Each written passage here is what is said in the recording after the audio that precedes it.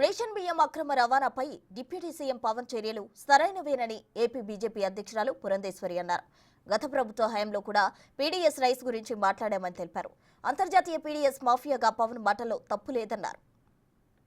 అవునండి, we are seeing an international smuggling of PDS rice.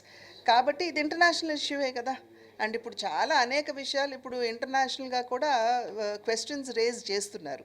కనుక వాటన్నిటినీ దృష్టిలో పెట్టుకుని పవన్ కళ్యాణ్ గారు it may turn out to be an international issue అని చెప్పడంలో ఎటువంటి అతిశయోక్తి లేదు. మనం ఎవరం కూడా ఇదేదో వారేదో మాట్లాడేశారు అనుకోవటానికి కూడా లేదు.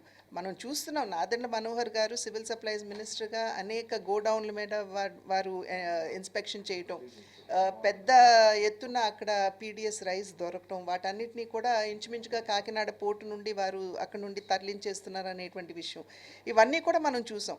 అయితే గత ప్రభుత్వంతో అధికారంలో ఉన్నటువంటి పార్టీతో సంబంధం ఉన్నటువంటి నాయకుల పేర్లు ముడిపడి ఉన్నటువంటి విషయాన్ని మనం ఇక్కడ గమనించాలి. అంటే ఏదైతే ఇంతకు ముందు కూడా భారతీయ జనతా పార్టీ అనేక సందర్భాల్లో గత పార్టీ ఏదైతే అధికారంలో ఉందో, అదేవిధంగా గత ప్రభుత్వం చేసినటువంటి విధానాలు, వారు అనుసరించినటువంటి ప్రజా వ్యతిరేక విధానాలు ఏవైతే ఉన్నాయో వాటి మీద అనేక సందర్భాల్లో భారతీయ జనతా పార్టీ గళం విప్పింది.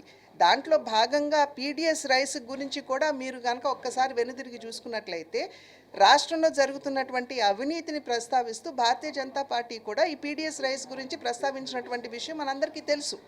అదేవిధంగా ఎలక్ట్రిసిటీ గురించి కూడా ప్రస్తావించినటువంటి విషయం ప్రజలందరికీ గుర్తుందనే నేను భావిస్తున్నాను.